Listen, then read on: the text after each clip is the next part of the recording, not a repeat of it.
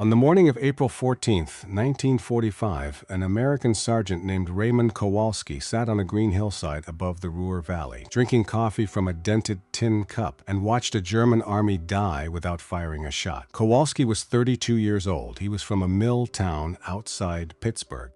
Before the war, he had worked on the loading dock of a steel plant, 12-hour shifts, 6 days a week. And he had a wife named Helen and a 5-year-old daughter he had not seen since the summer of 1943. In his breast pocket, folded 4 times and softened by sweat, he carried a school photograph of that daughter. He looked at it every morning before he did anything else. He had been sitting on this hill for 2 weeks. In those 2 weeks, he had not lost a single man from his squad. He had not called in a single artillery strike. He had not ordered a single attack, and across the valley, one of the finest armored divisions the German army had ever fielded was being destroyed in front of his eyes, not by bombs, not by bullets, by waiting. That afternoon, when American loudspeaker trucks rolled up to the perimeter and spoke calmly in German through the still air, men who had fought from Normandy to the Bulge walked toward Kowalski's lines with white handkerchiefs tied to their rifle barrels.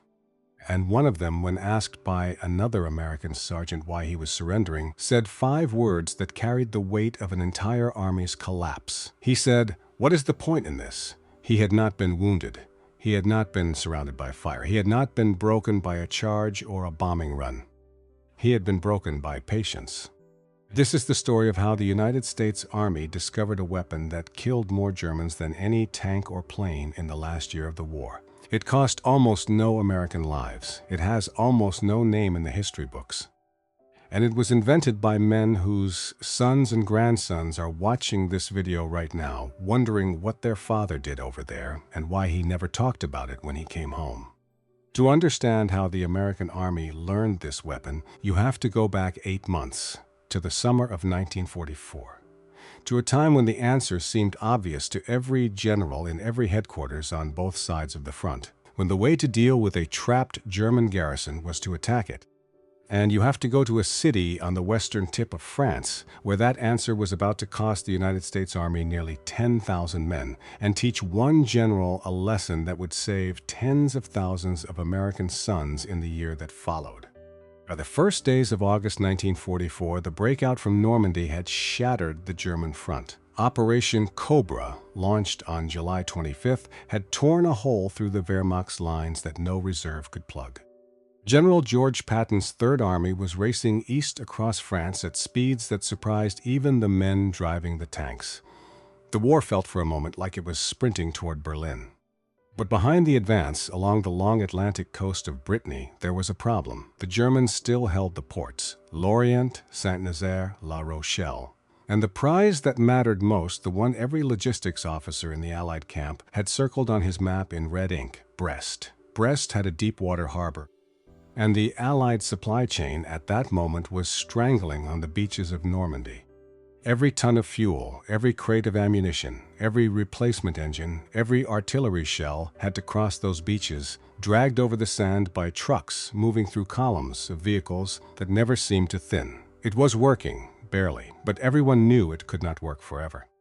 Brest could change the equation overnight, so the order came down from Eisenhower's headquarters. Take Brest, take it fast. Patton sent his 6th Armored Division racing 200 miles across Brittany in a lightning thrust, expecting to catch the German garrison unprepared. The tanks reached the outskirts on August 7th and stopped cold. The city was a fortress, not in the loose, poetic sense of the word. In the literal, engineered, reinforced concrete sense, steel doors set into hillsides.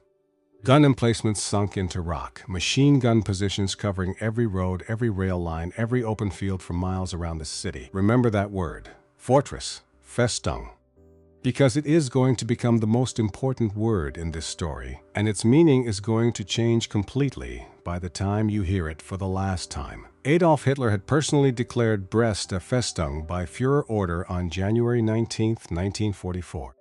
It was one of 11 Atlantic ports ordered to be held to the last man, the last round, the last breath. The doctrine was old, and it was cold, and it was written in the ledgers of Prussian military thinking going back 150 years. A fortress existed to bleed the enemy. The enemy would come. The fortress would inflict casualties. And every day the fortress held was a day bought for Germany somewhere else. The man commanding Brest's 40,000 defenders intended to execute that doctrine to the letter. His name was Hermann Bernhard Ramke. He was 55 years old, a paratrooper general, a veteran of the airborne assault on Crete in 1941, where he had commanded a regiment of Fallschirmjäger. A veteran of North Africa, where he had fought under Rommel and, when the Afrika Korps collapsed, had escaped Allied captivity by walking through the desert with a handful of his men. He was a fanatical Nazi. He had received the Knight's Cross with oak leaves, swords, and diamonds, the highest combat decoration Germany awarded, one of only 27 men in the entire Wehrmacht to hold all 4 grades. He was also, whatever else he was, a genuinely skilled soldier, a professional, a man his own troops trusted. That is important to understand. This was not a story of an idiot against a genius. This was a story of a very good general who believed in his doctrine, meeting an American general who was about to stop believing in his. Ramke had just marched his entire 2nd Parachute Division back into Brest after being cut off outside the city, fighting through American armor on the road, losing 350 men, and arriving at the fortress gates like a man walking back into a burning building on purpose. He took command on August 12th. He reorganized the garrison. He positioned his paratroopers to stiffen the weaker infantry divisions, mixing his elite Fallschirmjäger with the less reliable coastal troops so that no unit could break without the rest holding.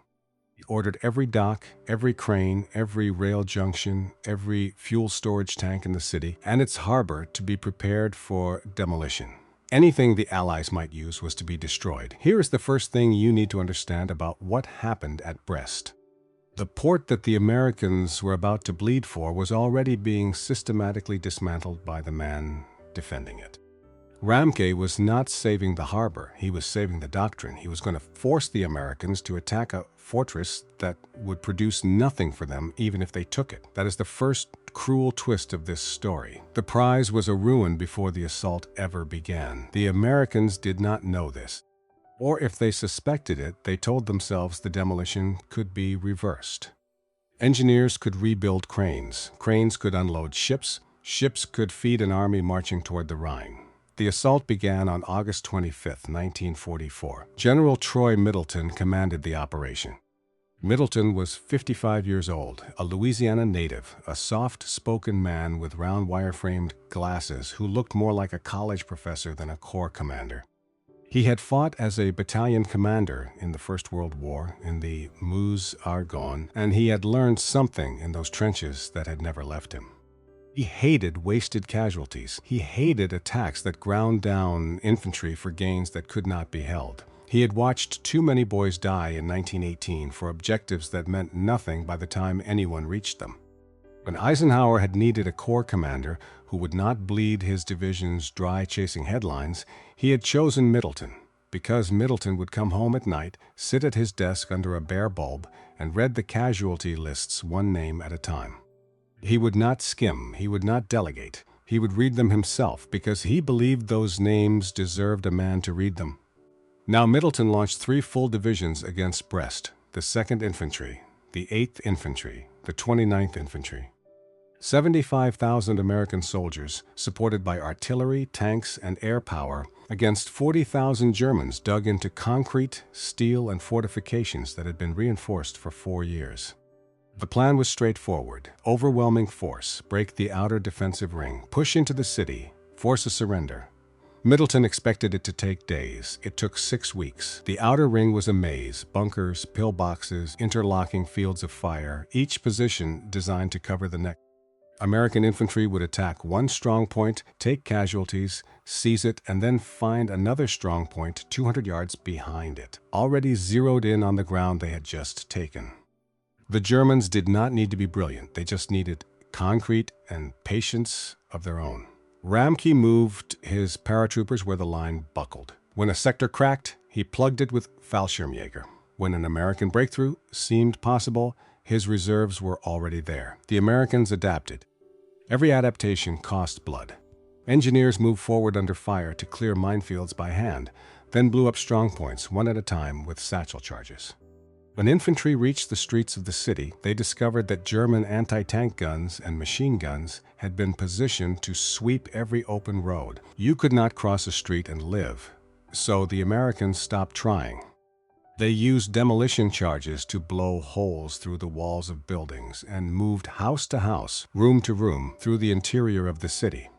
Never stepping outside, never crossing an open space. Think about that for a moment. An army that had crossed France at 30 miles a day was now measuring progress in rooms.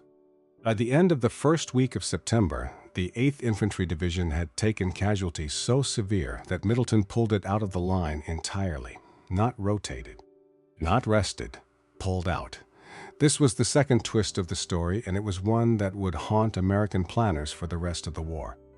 A full American infantry division, in the middle of a set-piece assault, being withdrawn because the fortress in front of it was chewing through its rifle companies faster than they could be replaced. The 2nd and 29th fought on alone. The British sent Crocodile flame tanks, Churchill tanks fitted with flamethrowers that could throw a jet of burning fuel 100 yards. On September 14th, 4 Crocodiles attacked Fort Montbury, one of the old stone fortresses guarding the western approaches to the harbor. 3 were destroyed in the first hour. The attack was called off. 2 days later, 6 more Crocodiles tried again. This time the fort fell. 80 German soldiers surrendered from inside. 80 men from a single fort. That had cost days of fighting and 3 flamethrower tanks and dozens of infantry casualties before it was finally taken. On September 8th, Middleton had launched his full coordinated assault on the city center. Eisenhower himself authorized maximum air support. Every bomber that could reach Brest was sent. The infantry surged through shattered streets under a sky filled with smoke, and still the Germans fought. Every basement, every rubble pile, every sewer junction, Ramke had told his men to hold, and they held. By September 17th, the Germans controlled only the submarine pens and a single fort on the western edge of the harbor.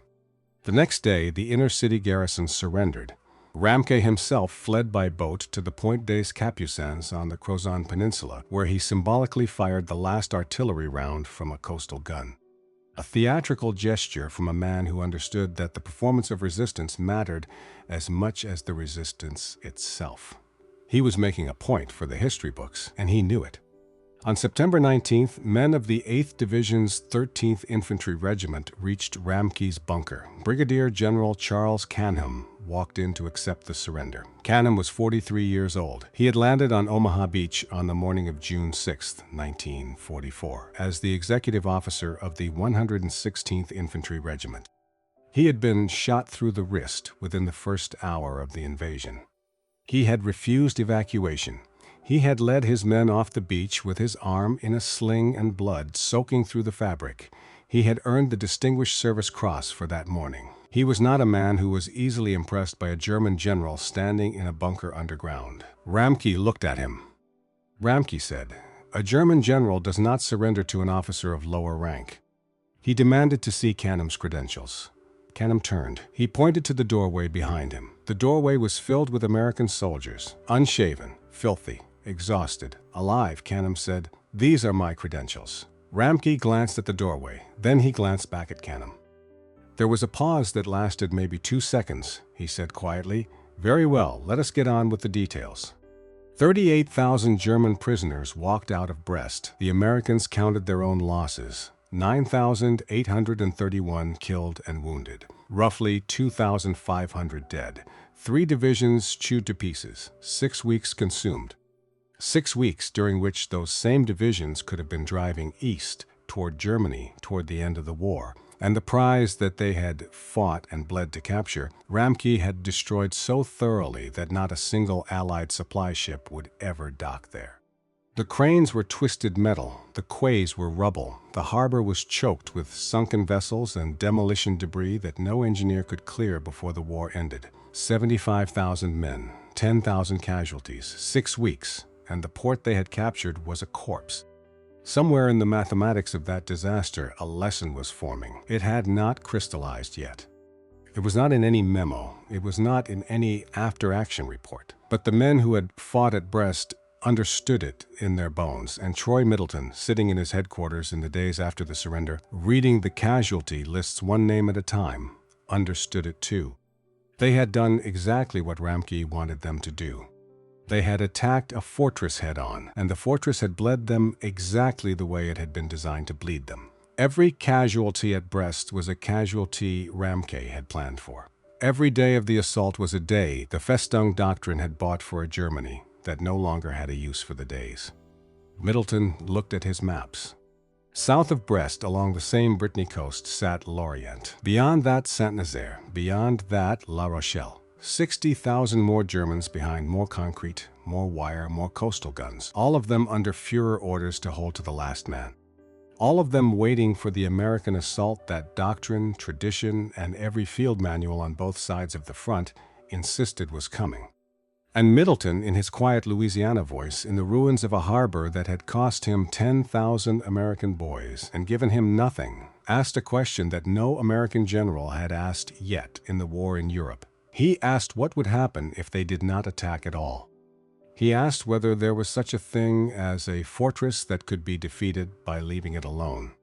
He asked, and this is the part the history books rarely record, whether the mothers of America would ever forgive an army that had learned nothing from Brest. The answer would take 9 months to arrive.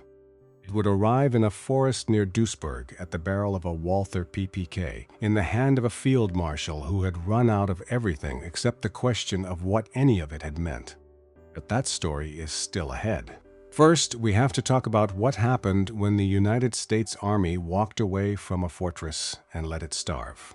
The order arrived in the first week of September 1944, while the fighting at Brest was still grinding through its fourth week. It came from Schaff, Eisenhower's headquarters at Versailles, and it was addressed to the Central Group of Armies. It was a short document. A few paragraphs of dry military language, the kind of paperwork that crossed 100 desks in a day and disappeared into filing cabinets. But buried in those paragraphs was a sentence that would have been unthinkable 2 months earlier. The German garrisons isolated at Lorient and Saint-Nazaire, it read, may for the present merely be contained. It is unnecessary to reduce them by force of arms, merely contained. 2 words that rewrote the playbook. Not storm, not assault, not reduce, not take, contain. Hold them where they are, keep them behind their own wire, walk away. It was a decision born from arithmetic, not doctrine. The math at Brest was ugly enough that anyone with a pencil and an hour of quiet could read it. 75,000 men committed, 10,000 casualties. 6 weeks consumed. Result, a ruined harbor no ship would ever use. Lorient and Saint-Nazaire were smaller ports, but they were equally fortified, equally garrisoned, equally wired for demolition. If Brest had cost that much, Lorient and Saint-Nazaire would cost at least half as much each, and they would produce the same result. Rubble, twisted cranes, sunken hulls, nothing an Allied supply officer could use. And by September, the supply problem had found another answer anyway. Antwerp had been captured on September 4, 1944. Its port was intact. Its cranes worked. Its channels were deep enough for the largest ships in the American merchant marine. The Brittany harbors were no longer worth dying for. Not because they had lost their value overnight, but because a better prize had fallen into Allied hands intact. So instead of 3 more divisions bleeding into concrete, the Americans sent one, the 94th Infantry Division. The Pilgrims. They landed on Utah Beach on September 8, 1944, 94 days after D-Day. They had never seen combat. Not one man in the division had ever fired a rifle at a live enemy.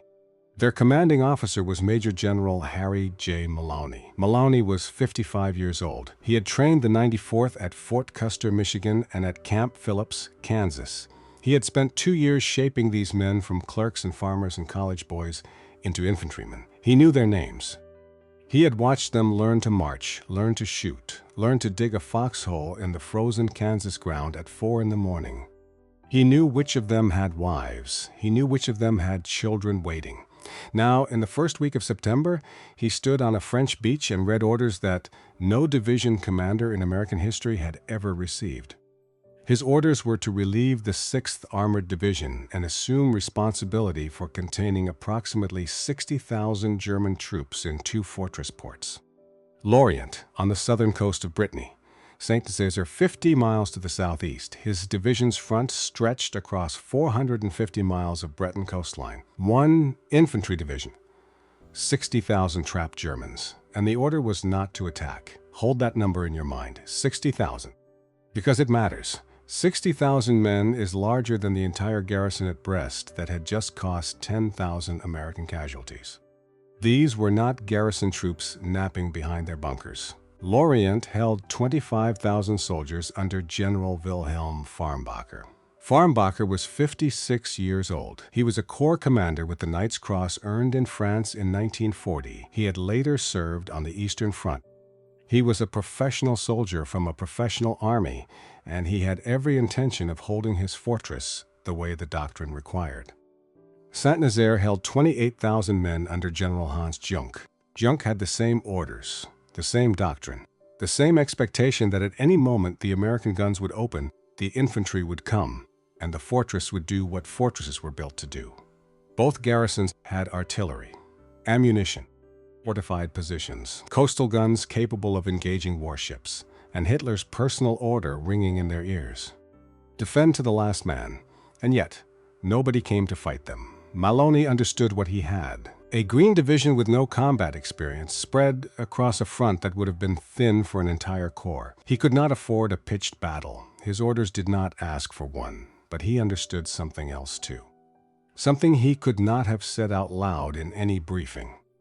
His men were somebody's sons. They were going east eventually. They were going to fight in the Saar. They were going to bleed at the Siegfried Line. They were going to break through into Germany.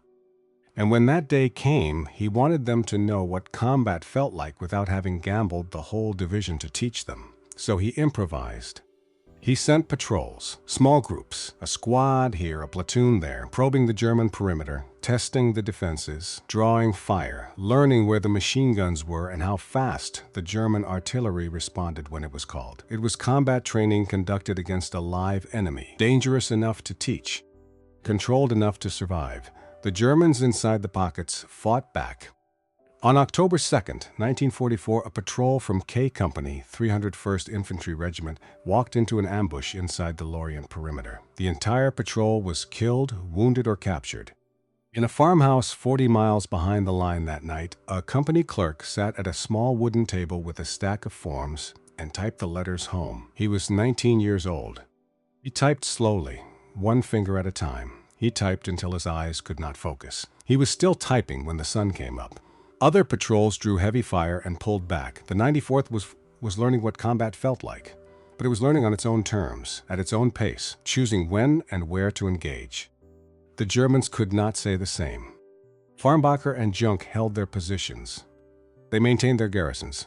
They fired at American patrols when they appeared, and then they sat in silence when they did not. Days passed with nothing. No bombers overhead, no massed infantry in the tree line, no tanks grinding through the hedgerows. Just the sound of an American observation plane circling lazily in the distance, and the knowledge that somewhere beyond the wire an army had looked at their fortress and decided it was not worth the trouble. That is a sentence worth pausing on, because for a German soldier trained in the Wehrmacht's doctrine of decisive engagement, trained to believe that the purpose of a fortress was to force the enemy into a costly attack, the discovery that the enemy simply refused to engage was not a relief, it was a void. The entire logic of their position depended on being attacked. Without an attack, a Festung was not a stronghold, it was a cage, and inside that cage, something had begun to change. Not in the fortifications, not in the ammunition stores, not in the artillery positions, in the men, 60,000 soldiers, enough to staff 4 full divisions.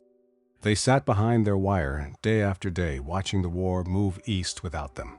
Listening to radio reports of battles they would never join, writing letters to families in cities being bombed by the same allies who would not bother to bomb them, wondering with increasing sharpness what exactly they were holding and for whom. On November 17, 1944, an American Red Cross representative named Andrew Hodges walked into no man's land under a white flag. Hodges was a civilian, an unarmed man in a civilian coat carrying paperwork. He crossed the ground between the American lines and the German perimeter. and he negotiated the first prisoner exchange with the Lorient garrison. The Germans accepted 71 American prisoners. The Americans accepted German wounded. Both sides observed a ceasefire during the transfer. Officers on both sides shook hands and returned to their lines. It was civilized, it was orderly, and it was the kind of thing that happens when two armies have quietly agreed that the fighting between them no longer has a point. But the real war had not forgotten these men, and it was about to send them a replacement division whose arrival would carry a grief so raw that it would change the temperature of the entire siege. On New Year's Day 1945, the 94th Infantry Division packed up and headed east. Patton wanted them. The real war, the one pushing toward the Siegfried Line and the Rhine, needed divisions, and the 94th had spent 3.5 months learning its trade against a live enemy without being destroyed in the process. Maloney's men had gone into Brittany Green. They came out seasoned. They would fight in the Saar-Moselle Triangle. They would break through the Siegfried Switch Line. They would earn a reputation as one of Patton's most reliable divisions. They also came home. A great many of them came home. The containment mission had given them something no training camp could give. The feel of combat on a leash, where every patrol sharpened instincts without gambling the entire unit. Maloney had done what a good general does. He had prepared his sons for a harder war without spending them on an easier one. Their replacement was the 66th Infantry Division, the Black Panthers, and the 66th arrived carrying something the 94th had never had to carry. 1 week earlier, on Christmas Eve 1944, 2,235 men of the 66th Division had boarded a Belgian troop ship called the SS Leopoldville in Southampton Harbor, bound for Cherbourg. It was a short crossing, 5 hours across the English Channel. Most of the men were from the 262nd and 264th Infantry Regiments. They were young. Many were replacements themselves, boys who had joined the army in the last year of the war, who had never seen France, who had spent their Christmas Eve below decks singing carols and playing cards because there was nothing else to do. At about 6 in the evening, 5.5 miles from Cherbourg, a German U-boat, U-486, commanded by a young officer named Oberleutnant zur See Gerhard Meyer, put a torpedo into the Leopoldville's starboard side. Meyer was 23 years old. U-486 was a Type VIC boat, fitted with a snorkel that allowed her to operate submerged for long stretches, and that snorkel was the reason no British radar had picked her up as she crept into the channel. 5.5 miles from shore, the men on deck could see the lights of the harbor. The ship began to list. Confusion followed. The Belgian crew abandoned ship in the first lifeboats. The American soldiers, most of whom had never worn a life preserver in their lives and did not know the layout of the vessel, waited for orders that never came clearly through the language barrier.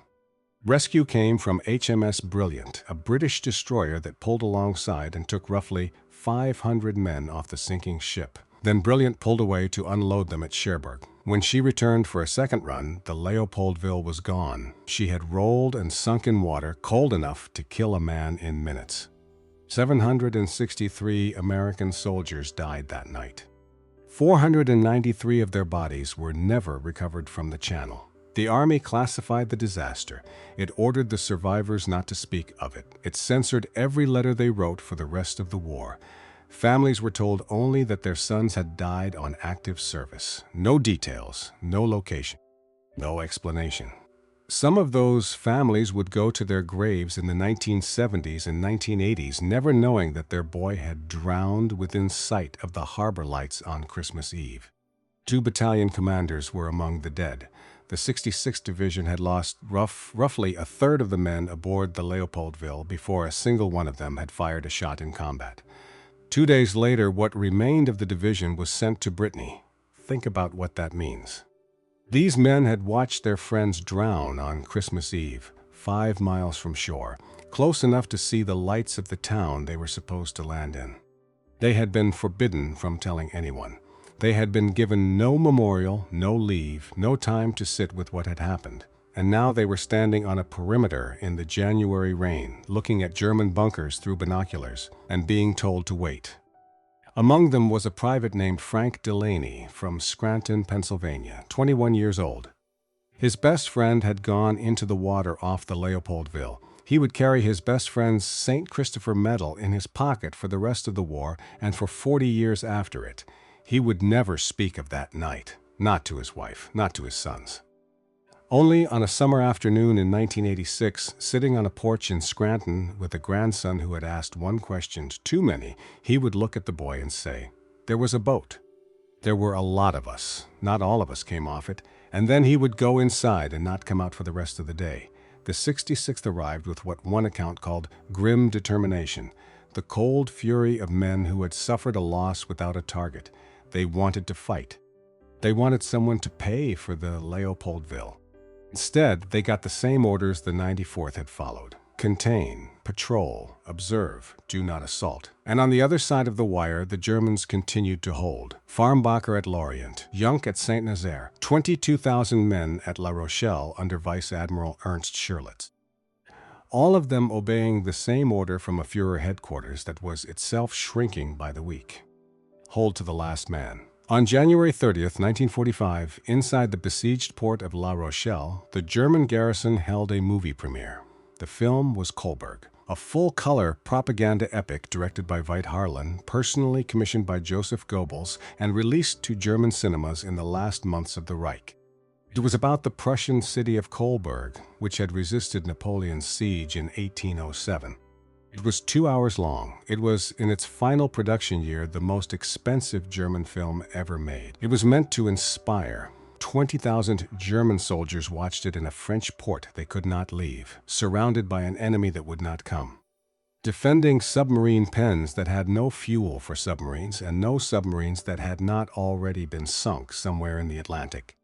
The movie told them that holding out was glorious. The calendar told them that the Allies were crossing the Rhine. Here is the number that makes the absurdity complete.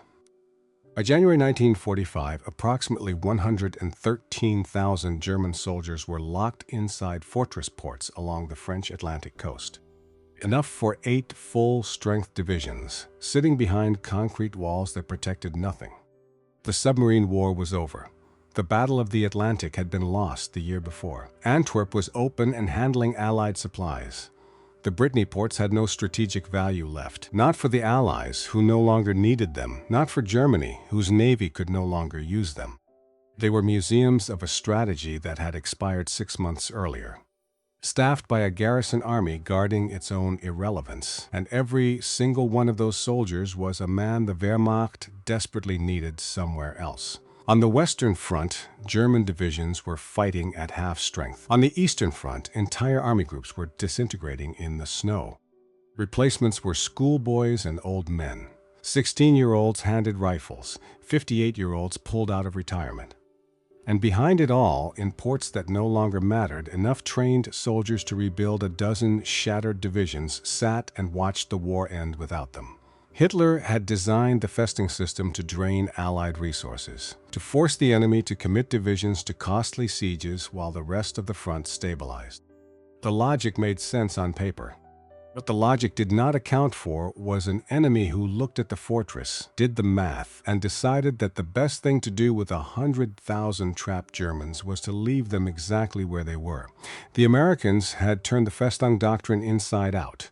The fortresses were not draining Allied strength. They were draining German strength. Every man behind those walls was a man Germany had lost without the Allies firing a shot. Every American mother whose son was patrolling that perimeter had, without knowing it, been given the greatest gift a general can give a mother. He had brought her boy home from a battle by refusing to fight it. Somewhere in Bradley's headquarters, staff officers were writing reports about what had happened in Brittany. They were noting the American casualty count, which was almost nothing. They were noting the German troop count, which was more than 100,000 men taken out of the war at almost no cost. And they were beginning to think about scale, because Brittany was a rehearsal, a proof of concept at the edge of the map, far from the main event. What the Americans had learned about patience, about the killing power of refusal, was about to be applied at a scale that would break an entire army group, destroy a field marshal, and produce the largest surrender in the history of the Western Front. And it would happen not in France, but inside Germany itself. On March 7, 1945, a sergeant named Alexander Drabick sprinted across the Ludendorff Bridge at Remagen and became the first American soldier to cross the Rhine on foot. Drabick was 35 years old. Before the war, he had been a butcher's helper in a slaughterhouse in Toledo, Ohio. He was not a professional soldier. He was a draftee. He was riding in a jeep as part of A Company, 27th Armored Infantry Battalion, when his lieutenant looked at the bridge ahead of them and realized something impossible. The bridge was still standing. It was wired for demolition. German engineers had tried to blow it. The charges had fired. The bridge had lifted, shuddered, and held. Somewhere in the mechanism, a fuse had failed, or a charge had detonated wrong, or the placement had been incorrect. The engineers responsible would be executed for it by the end of the week. Drabick ran across. He did not stop until he reached the other side. When he got there, he threw himself flat behind the first railroad embankment and waited to see if the bridge would blow behind him. It did not. Within hours, American infantry was pouring across. Within days, Omar Bradley had an entire corps on the east bank of the Rhine, and the door into the German heartland was open. That bridge, and the speed with which the Americans exploited it, changed everything. On the German side, the officers responsible for failing to destroy Remagen were court-martialed and executed within the week. 5 men shot for a fuse that had not fired. On the American side, Bradley saw something that went beyond a single crossing. He saw geometry. He also saw Brittany. He had read those reports. He had done the arithmetic on Farmbacher and Junk sitting in their harbors doing nothing. He understood better than any general on either side that a trapped army does not have to be attacked. It has to be sealed. The Rhine ran roughly north to south through western Germany. His first army was now east of it, south of the Ruhr. Germany's industrial core, the region that produced its steel, its coal, its ammunition, its tanks, and its shells, and its aircraft engines. If he could push north while Field Marshal Bernard Montgomery's 21st Army Group pushed east after crossing the Rhine in the north, the two forces would meet somewhere behind the Ruhr, and everything between them, every German division, every headquarters, every supply depot, every factory, would be trapped. It was Brittany again, except instead of a port garrison, it was an entire army group. Montgomery crossed the Rhine on March 23, 1945, in Operation Plunder. A massive set-piece assault with airborne drops, artillery barrages, smoke screens, and the kind of methodical preparation that had defined British operations since El Alamein. It was the last time anyone on the Western Front would need to force a Rhine crossing. Once Montgomery was across, the race began. The American Ninth Army, temporarily under Montgomery's command, drove east and then south. The American First Army drove north. 2 enormous pincers, closing on the Ruhr from opposite directions, moving so fast that German command and control simply disintegrated. On April 1, 1945, Easter Sunday, the lead elements of the two armies met at the town of Lippstadt, east of the Ruhr. The ring was closed, and inside that ring sat the largest pocket of trapped soldiers in the history of the Western Front. 317,000 German troops, 21 divisions, 24 generals, the entire Army Group B, the same formation that had fought in Normandy, that had launched the Ardennes offensive, that had once been the most powerful German force in the West. Its commander was Field Marshal Walter Model. Model was 54 years old. He was known within the Wehrmacht as Hitler's fireman, the man sent to stabilize collapsing fronts. He had saved Army Group Center on the Eastern Front after the catastrophe of Operation Bagration in the summer of 1944, when the Soviets had destroyed 30 German divisions in 6 weeks. He had done it by sheer willpower, by ruthless discipline, by moving reserves faster than the Soviets could exploit their breakthroughs. He was the son of a music teacher from a small town in Saxony. He wore a monocle. He was famous within the officer corps for 2 things: his absolute personal loyalty to Adolf Hitler, and his willingness to be as brutal with his own men as with the enemy. He was now sealed inside a pocket roughly 70 miles wide and 50 miles deep. Inside that pocket sat the cities of Essen, Dortmund, Düsseldorf, Bochum, the heart of Germany's industrial empire, millions of civilians, the shattered remains of a war economy that had once armed the entire Wehrmacht. The American intelligence estimates said there were 150,000 Germans inside the pocket. They were wrong by a factor of more than 2. The real number was more than double, because by April 1945, the German army was no longer an army in any coherent sense. It was a current of men flowing in whatever direction seemed least dangerous. And when the ring closed at Lippstadt, it caught everyone. Combat troops, Volkssturm militia, Luftwaffe ground personnel, rear echelon units, military police, and thousands of men who no longer belonged to any identifiable formation, whose paperwork had been lost weeks ago, whose officers were dead or missing or fled. Bradley had a choice. He could turn the full weight of his armies inward and crush the pocket by direct assault, the way the Americans had crushed Brest 8 months earlier. He had the firepower. He had the air supremacy. He could have sent 18 divisions straight into the Ruhr cities and fought street by street until the last German dropped his rifle. He did not. Instead, Bradley assigned 18 divisions to contain and reduce the pocket, and he sent the rest of his forces east, racing for the Elbe River and the link up with the Soviets. The 18 divisions would squeeze the pocket systematically, tightening the ring day by day, cutting supply lines, severing communications, and letting the pressure build. There would be fighting, hard fighting in places. But the strategy was not to storm the fortress. The strategy was to let the fortress die. And every American mother of every soldier in those 18 divisions had once again been given a gift she would never know she received.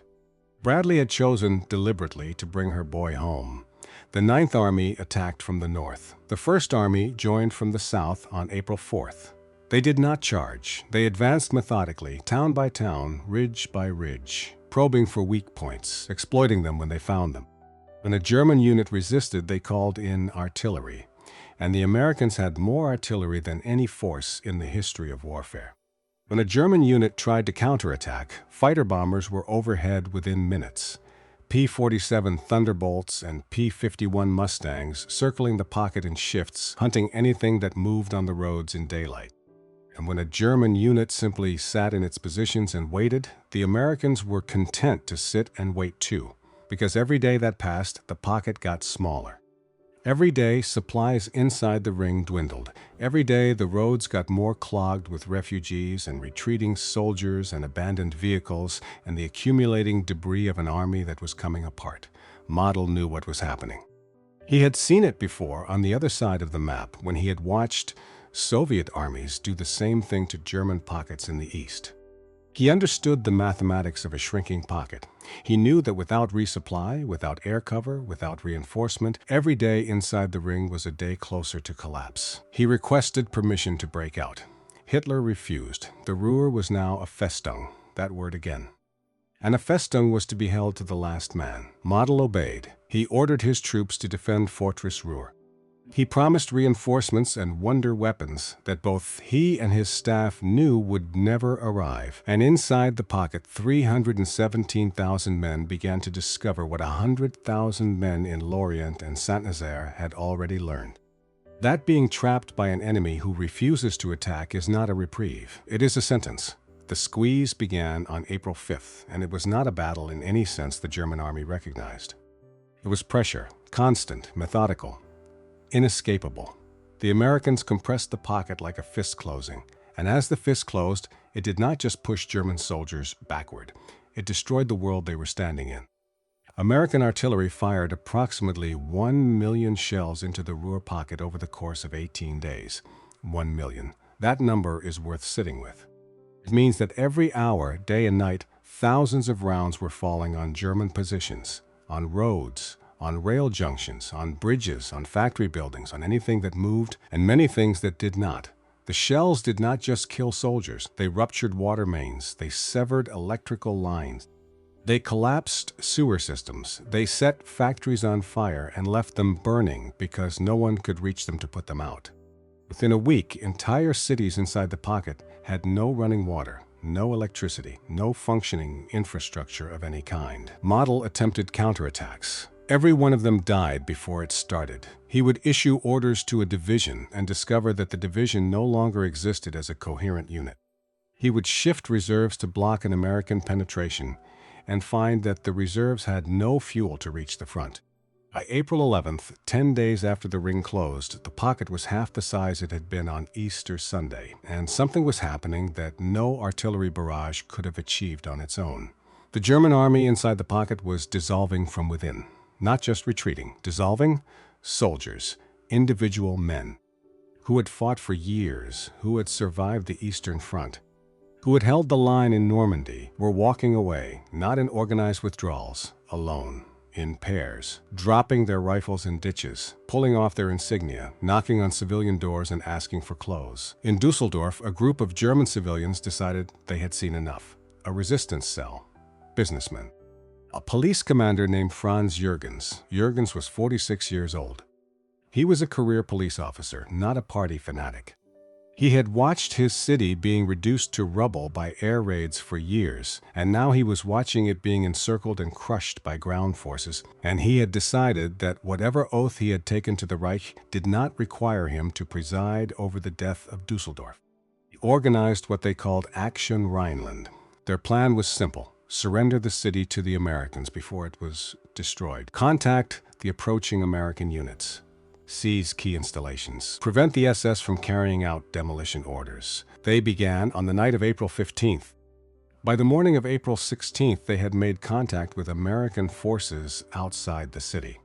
Then the SS found out. By the end of the day, Jürgens and 4 of his co-conspirators were dead, shot without trial, executed by SS men in the courtyard of a Dusseldorf police station, hours before the Americans could arrive. Their bodies were dumped in a shallow grave.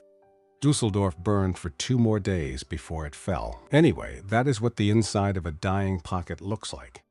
Civilians begging soldiers to stop, soldiers begging officers for permission to surrender, officers looking up the chain of command and finding no chain left to look up. And in the gaps between them, SS men and party officials executing anyone who tried to end it early, enforcing a resistance that had no purpose and no audience except the men doing the dying. Somewhere in a forest on the eastern edge of the pocket, Field Marshal Walter Model was running out of options. He had held together collapsing fronts before. He had stabilized Army Group Center when no one else could, but he had never faced an enemy that fought by not fighting. And the pocket around him had shrunk to the point where there was almost nothing left to command. What he did next would become one of the most quietly devastating moments of the entire war on the Western Front. By April 14th, 1945, the eastern and western halves of the Ruhr pocket had been split apart. The American 8th Infantry Division of the 1st Army and the 75th Infantry Division of the 9th Army had driven into the center of the pocket from opposite sides and met at the city of Hagen. The pocket was now cut in 2, a smaller eastern half, a larger western half. Neither half had command over the other. Neither half had a way to reach the other. Neither half had a war left to fight. That same afternoon, on a green hillside above the valley, Sergeant Raymond Kowalski of the 75th Infantry Division set down his tin cup of coffee and looked through his binoculars at the factory across the way. He had been watching that factory for 2 weeks. He had watched it stop moving. He had watched the smoke from its chimneys thin out and then disappear. He had watched the trucks around it get fewer and fewer and finally stop coming at all. He had not fired his rifle in 14 days. He had eaten hot meals. He had slept most nights. He had received 2 letters from Helen. His daughter had lost her first tooth. He was going to go home. He did not know it yet, but he was going to go home. That afternoon, in the factory across the valley, an officer of the 116th Panzer Division sat down at a small wooden table and filed the last report of his unit's existence. The 116th Panzer Division, the Windhund Division, the Greyhound Division, one of the finest armored formations Germany had ever fielded, veterans of Normandy, veterans of the Bulge, men who had killed American tanks at Mortain and in the Ardennes and along 100 miles of French hedgerows. The report was short. No serviceable tanks, no artillery ammunition, no fuel, no supply. The division, in the language of military accounting, had ceased to exist as a combat effective unit, not because it had been overrun, not because it had been defeated in a tank battle, because it had been squeezed until there was nothing left to squeeze. The loudspeaker trucks came next. American psychological warfare units drove to the edges of the remaining pockets and broadcast surrender instructions in clear German. The voices were calm. They did not threaten annihilation. They did not promise punishment. They offered coffee, they offered food, they offered medical treatment for the wounded, and they offered the one thing that no German officer inside the pocket could provide: a reason to believe that tomorrow would be different from today. Thousands responded, then tens of thousands. German soldiers emerged from basements and bunkers and foxholes. Hands up, white cloths tied to rifle barrels, helmets off, moving toward American lines in long gray columns that stretched down the roads for miles. Many of them were old men, Home Guard reservists pulled back into service in the last months of the war. Many were boys, 16-year-olds who had been in the Hitler Youth 6 weeks earlier.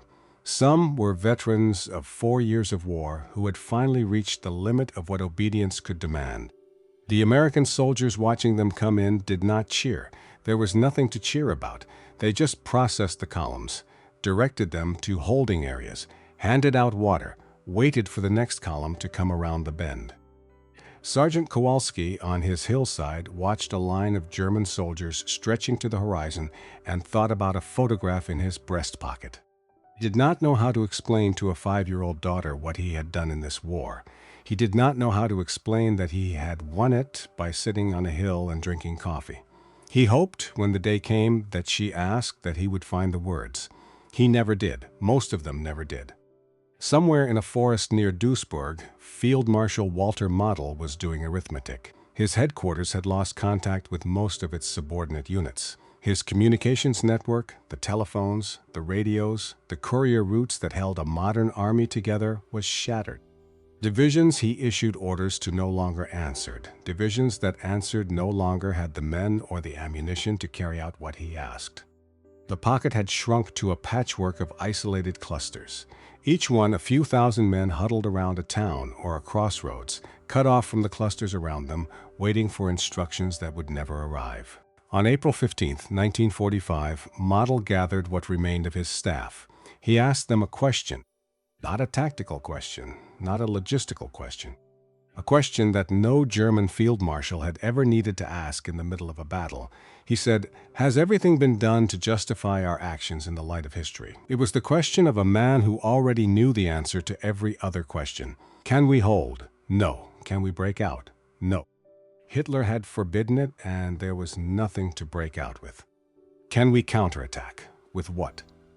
Can reinforcements reach us? There are no reinforcements. Can the wonder weapons change the balance? Every military question had the same answer. The only question left was the one about meaning.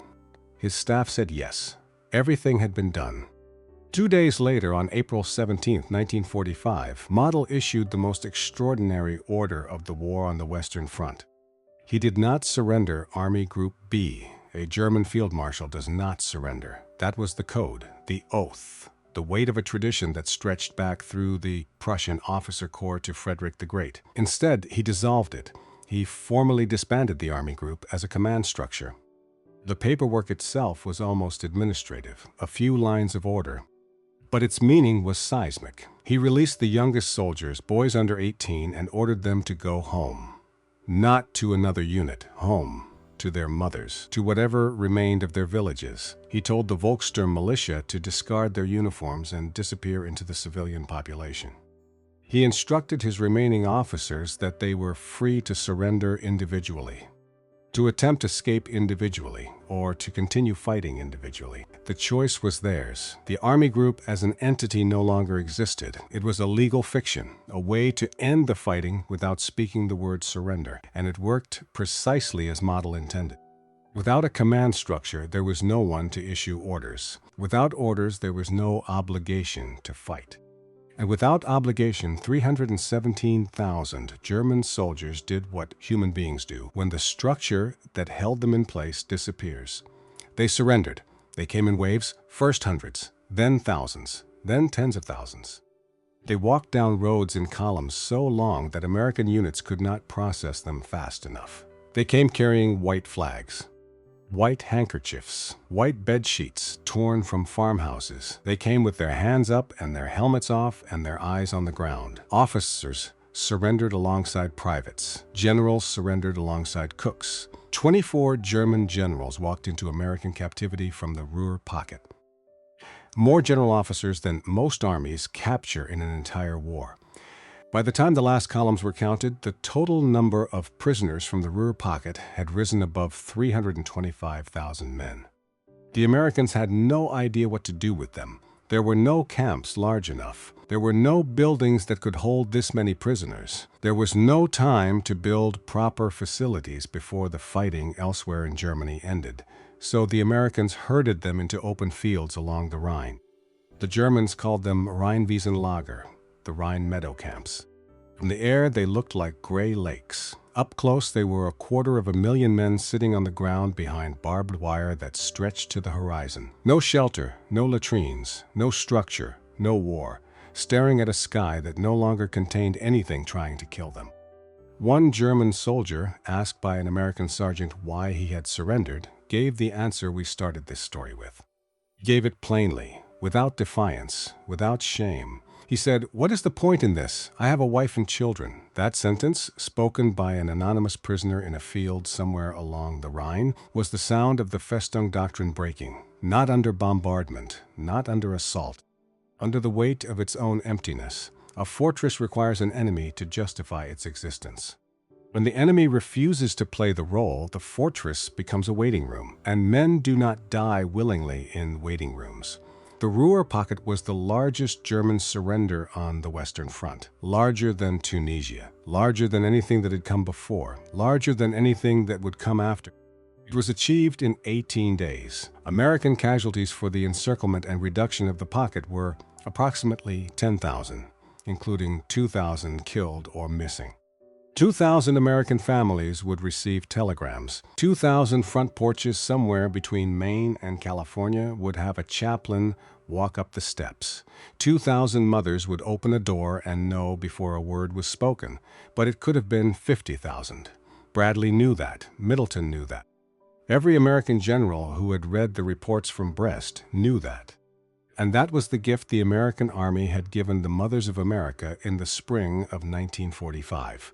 Not a battle won, a battle refused. There was one man, however, who did not walk into the Rhine meadow camps. One man who had dissolved his army but could not dissolve the question that remained after the army was gone. On April 21st, 1945, 4 days after he had disbanded Army Group B, Walter Model was still moving through the forest east of Duisburg with a small group of staff officers. He was not trying to escape. He was not trying to reach German lines. There were no German lines. He was walking through a landscape that no longer had a war in it, carrying a rank that no longer commanded anything, bound by an oath to a regime that would cease to exist in 17 days. The forest that afternoon was quiet. It had rained the night before. The path underfoot was soft. Somewhere in the trees a bird was calling. Model was 54 years old. He had not slept a full night in weeks. His uniform was clean. He was still wearing his monocle. On that afternoon, in a forest between the villages of Lintorf and Wedau, he made his final decision. Model stopped walking. He told the officers with him to go, to surrender, to find their families, to do whatever they needed to do. Most of them did. One stayed. His name was Colonel Theodore Pilling. He was Model's chief of staff. He had served with the Field Marshal for 2 years. Model spoke to him briefly. Then he drew his sidearm, a Walther PPK, walked alone into the trees, and shot himself. Pilling waited a few minutes before he followed the sound. He found Model sitting against an oak. He said a short prayer. He buried the Field Marshal with his own hands in the soft earth beneath the tree, and then he began walking west toward the American lines to surrender. Model was 54 years old. He had commanded armies on 3 fronts. He had earned the respect of Hitler himself, who had said that Model was the only general who could be trusted with a hopeless situation, and in the end, the thing that killed him was not a bullet from an American rifle. It was the space between an oath he could not break and a reality he could not change. The assault he had been trained to resist never came. The honorable death in battle that his code promised was never offered. The Americans had simply waited, and in waiting, they had taken from Walter Model the only 2 things a German field marshal had left: the ability to fight and the ability to surrender.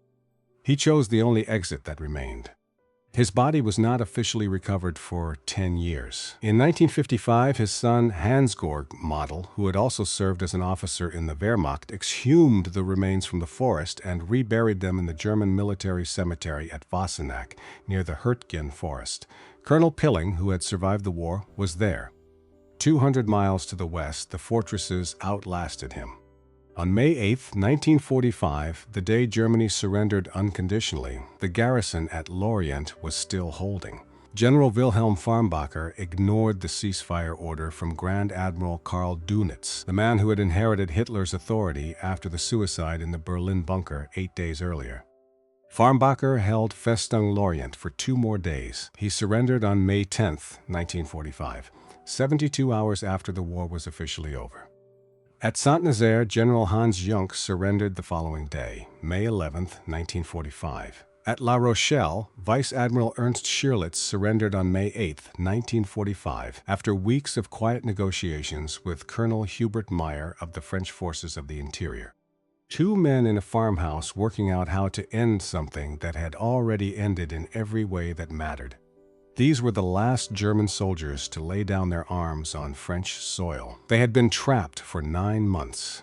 They had been contained by a force that never seriously tried to take their fortress, and they had spent those 9 months accomplishing nothing, holding positions that defended nothing, obeying an order that served no one, waiting for a relief that was never coming. Not one of them had been defeated in battle. Every one of them had been defeated by patience. And that is the answer to the question we started with. The German Lehrerty was the most doctrinally sophisticated army in the world. It had a system for every kind of war, a system for attack, a system for defense, a system for retreat, for encirclement, for breakout, for delay. Every contingency had a chapter in the manual. Every situation had a trained response, except one. There was no chapter for an enemy who refused to engage. No doctrine for a siege where the besiegers simply waited. No trained response for the moment when a Festung commander realized that his fortress had not attracted an attack. It had attracted indifference. The German system was built for war as a dialogue. Action and reaction, blow and counterblow. When the Americans stopped talking, the system had nothing to say back. At Brest, the Americans had played the role the Germans expected. They attacked. The fortress bled them, 10,000 casualties for a pile of rubble. It was exactly the exchange rate Hitler had designed the Festung Doctrine to produce. But the Americans learned. They learned that the cost of attacking a fortress was the fortress's purpose, that every casualty was a victory for the defender, regardless of who held the ground at the end. And they learned that the alternative, patience, cost almost nothing and achieved almost everything. The Germans had built fortresses to trap the Americans. The Americans turned those fortresses into traps for the Germans. And the weapon that made it work was not a tank or a bomber or an artillery piece. It was a decision. The decision to not do what the enemy needed you to do. The decision made by generals with names like Middleton and Bradley to bring American sons home from battles that did not need to be fought. Somewhere in a forest near Duisburg, a field marshal understood this before anyone else understood it in words. He looked at the pocket closing around him and recognized that the enemy had found the one move for which his entire career had no answer. He could not fight an army that would not charge. He could not hold a line against a force content to let that line shrink by itself. He asked his staff if everything had been done to justify their actions in the light of history. But history had already answered.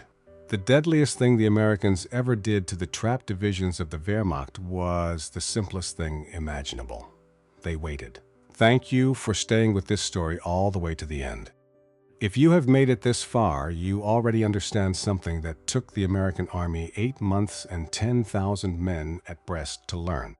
That the sharpest weapon in war is not always the one that fires. Sometimes it is the one that does not.